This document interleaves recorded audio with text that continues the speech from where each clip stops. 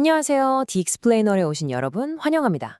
오늘은요, 서로 완전히 다른 것들이 어떻게 함께 살아갈 수 있는지 그 아주 놀라운 공존의 기술에 대해 한번 깊이 파헤쳐 보려고 합니다. 자, 그럼 시작해 볼까요? 바로 이 질문. 이게 오늘 우리가 풀어나갈 핵심적인 물음입니다. 팩팩한 도시와 야생동물, 또 과학계의 서로 다른 아이디어, 심지어는 한 사람 마음속에 있는 정반대의 감정들까지 정말 흥미로운 세 가지 이야기를 통해서 그 실마리를 한번 찾아가 보겠습니다. 자, 첫 번째 이야기는요. 세계에서 가장 현대적이고 깨끗한 도시, 바로 싱가포르에서 시작됩니다. 이 복잡한 도시에서 사람과 야생수달이 과연 어떻게 같이 살아가고 있는지 한번 들여다보시죠. 사실 말이죠. 수달은 원래 싱가포르에 살던 동물이었어요. 그런데 1970년대 아시다시피 급격한 산업화로 강이 오염되면서 완전히 자취를 감췄었죠. 그러다가 90년대부터 정부가 정말 작정하고 하천 정화 사업을 시작했거든요. 그 결과 놀랍게도 2010년대에 수달이 다시 돌아온 겁니다. 이 변화 정말 극적이지 않나요?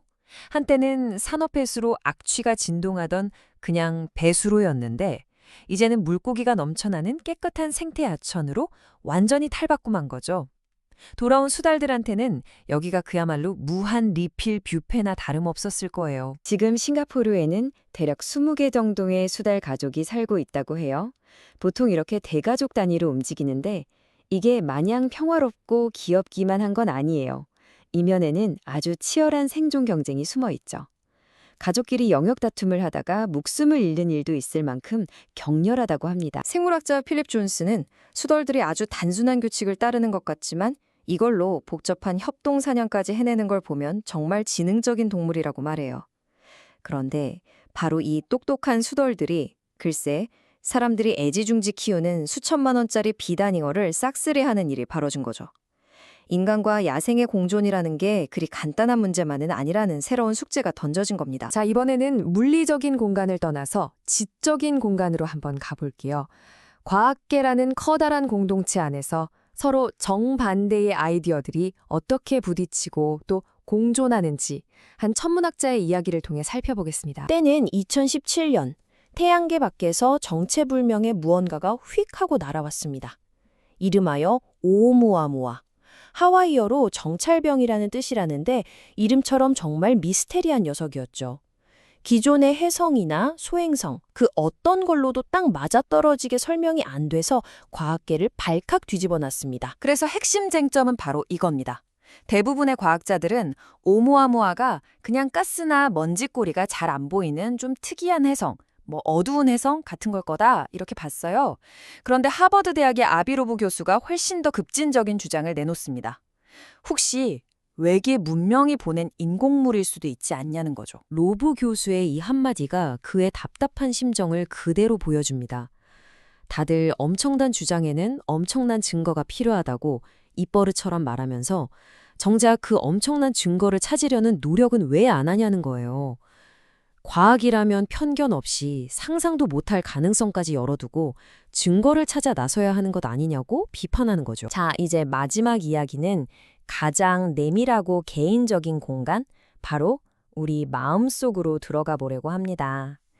기쁨과 슬픔, 이 너무나 다른 두 감정이 한 사람 안에서 어떻게 공존해야만 하는지에 대한 이야기입니다. 작가 로럴 브레이트먼은 사랑하는 아버지가 돌아가신 후에 그 슬픔을 도저히 감당할 수가 없었어요. 그래서 그녀는 아버지가 살아생전 자신에게 바랐던 꿈들을 말 그대로 자신의 할 일 목록으로 만들어버렸죠. 그리고 이 목록을 하나씩 지워나가는 성취감으로 마음속에 뻥 뚫린 구멍, 그 죄책감과 상실감을 어떻게든 메워보려고 했던 거예요.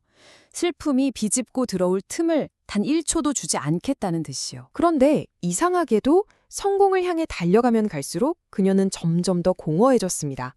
슬픔을 억지로 밀어내니까 기쁨을 느낄 자리까지 같이 사라져버린 거죠. 바로 그때 그녀는 아주 중요한 사실을 깨닫게 됩니다.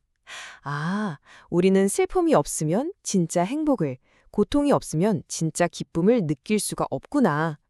슬픔과 기쁨은 서로를 쫓아내는 적이 아니라 함께 있어야만 비로소 온전해지는 한 팀이었던 겁니다. 자, 지금까지 수달과 외계물질, 그리고 한 사람의 감정까지 이 전혀 다른 세 가지 이야기를 들어봤는데요. 여기서 우리는 어떤 공통된 교훈을 얻을 수 있을까요? 정리해보자면 이렇습니다. 첫째, 자연과의 공존, 약간의 양보와 세심한 계획만 있다면 기적 같은 변화를 만들 수 있다는 것.